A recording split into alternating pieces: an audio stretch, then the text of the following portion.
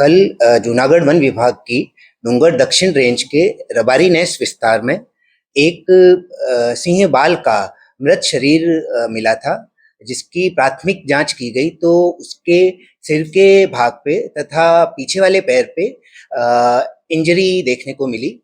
फिर जो मृतदेह था उसको शक्करबाग जू में पैनल पीएम के लिए भेजा गया, जहां पर 3 वेटनरी डॉक्टर्स ने उसका निरीक्षण किया और उसमें ये सामने आया कि जो ये सिंह बाल था इसके सर पे और उसके पीछे के पैर पे ट्रॉमेटिक इंजरीज के निशान मिले हैं। और जब आजू-बाजू के जो एरिया है वहाँ को स्कैनिंग किया पुलिस की टीम ने और हमारी टीम ने मिलके, तो वहाँ पर एक शंकास्पद आदमी की जानकारी हमको मिली, जो कि जिसका मोबाइल फ़ोन पिछले 2 दिन से स्विच ऑफ है, वो अभी भी फरार है। और पुलिस की टीम और वन विभाग की टीम काफ़ी जगह रेड करके उसको ढूँढने का प्रयास अभी भी चालू है। सर, खास करके देखा जाए तो ये हत्या मर्डर है क्या सर? आपके जो पीएम रिपोर्ट में क्या है? पीएम रिपोर्ट में ऐसा नहीं आता है कि ये हत्या या मर्डर है। उसमें जो डेड बॉडी का विश्लेषण किया गया उसमें ये है कि उसके सिर के भाग पे और पिछले पैर में फ्रैक्चर मिला है, जो कि ट्रॉमेटिक इंजरी है।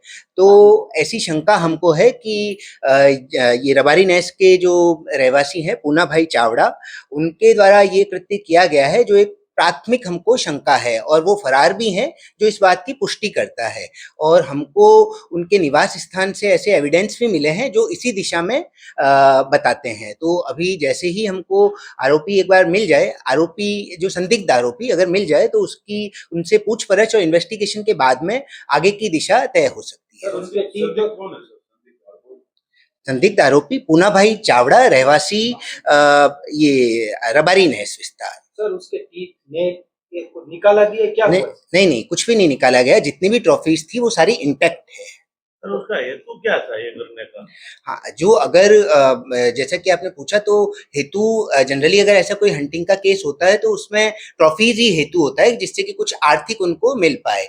मगर इसमें जो ये जो पूना भाई है, इनकी जो पूछपरछ की गई, तपास की गई, तो ऐसा जानने को मिला कि उनकी मानसिकता थोड़ी इसी प्रकार की थी और गुस्से में आकर, या फिर क्या हेतु है जो ज़्यादा उनसे जब इन्वेस्टिगेशन किया जाएगा तो हम जान पाएंगे। सर, बॉडी वहाँ जो जो जगह से मिली वहाँ ही उसने ऐसा कृत्य किया है कि दूसरी जगह और बॉडी वहाँ फेंक दी? नहीं, उन्होंने कृत्य अपने घर के आजू-बाजू किया, ऐसा हमारा मानना है, और फिर उन्होंने उसको वहाँ अपने घर से लगभग 200 मीटर दूर फेंका है।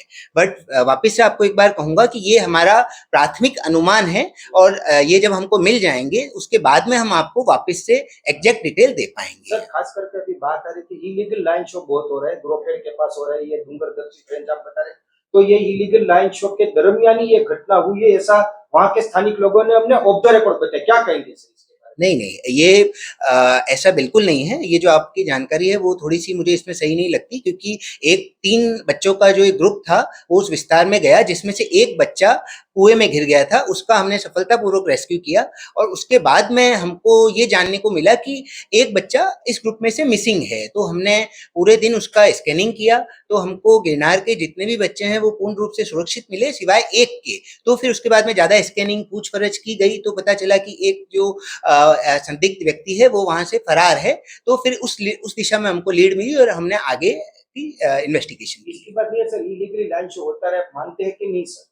इलीगली लाइन शो हो रहे हैं सर। अभी बात आई थी खड़िया के पास, कई और जगह पे सर इलीगली लाइन शो हो रहे हैं। तो वापस से मैं आपको कह रहा हूँ, आप ये जो प्रश्न कर रहे हैं ये इस केस से बिल्कुल भी लगत नहीं है। ये जो हुआ वो बिल्कुल ही ऐसा है कि सुबह लायन का एक बच्चों का ग्रुप एक इस विस्तार में आया, जिसमें से एक कुएं में गिर गया और एक हमको मिल नहीं रहा था, जिसकी फर्दर इन्वेस्टिगेशन में ये हमको जानने को मिला। सर, ये जो लायन जिसका नाम रॉकेट, उसके 6 बच्चे, मतलब वो अभी कहाँ है?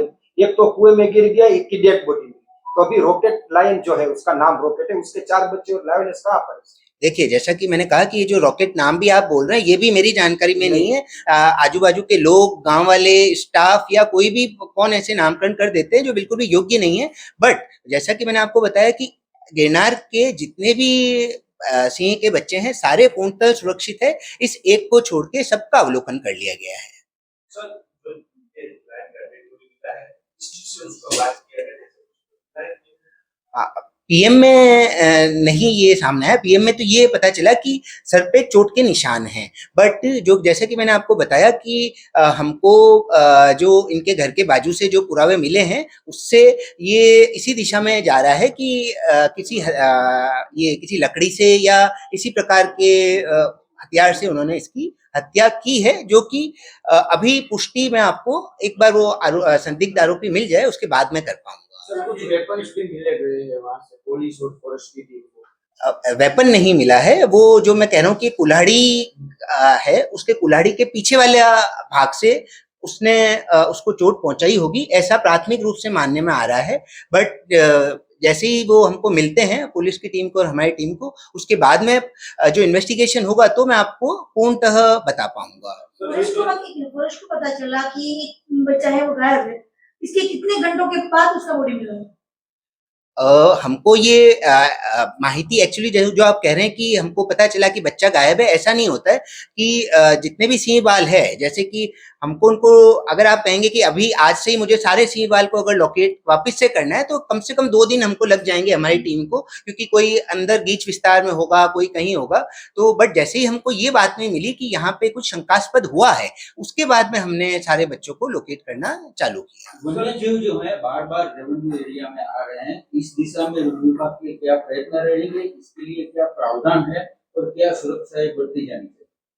हाँ, जैसा कि आपने कहा कि ये तो पूर्णतः सत्य है कि जो सिंह हैं वो रेवेन्यू विस्तार में भी आ रहे हैं, बट आप देखेंगे कि ओवरऑल सौराष्ट्र में जहाँ भी सिंह हैं वो रेवेन्यू विस्तार में भी घूमते हैं और जंगल विस्तार में भी रहते हैं। तो हमारी जो पेट्रोलिंग टीम है वो सतत उनकी मॉनिटरिंग करती है और ये सुनिश्चित करती है कि जैसे ही वो रेवेन्यू विस्तार में आए तो वो वापस से सुरक्षित रीते जंगल विस्तार में पहुंच जाए।